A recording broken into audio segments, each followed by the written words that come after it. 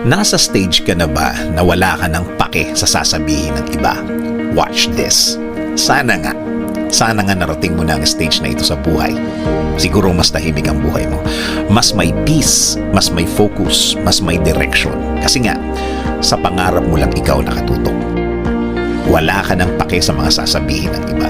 Hindi ka na naapektuhan ng mga salitang wala namang pakinabang sa mga gagawin mo. Hindi naman makakatulong in any way and in any form. Mga salitang daldal lang talaga. Samahan ang mga taong pinili kang makasama.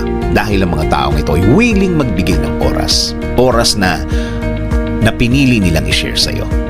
Oras na pwede mong asahan sa mga support na kailangan mo. Support na hindi mo makahanap sa ibang tao. Sa stage ng buhay mo na yan, alam mo na ang mga taong insecure na ito ay mga taong may itinatago sa buhay nila. Akala nila kapag pinintasan nila ang ibang tao, may tatago nila ang problema nila sa buhay.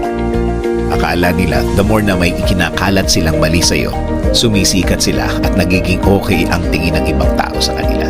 Akala nila natatakpan ang mga insecurities nila sa buhay.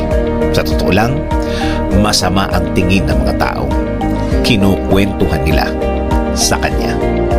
So tama, the more na wala kang pakialam sa kanila, the more na tahimik ang buhay mo, the more na nakatingin ka sa mga bagay na importante lang, walang ingay, walang istorbo.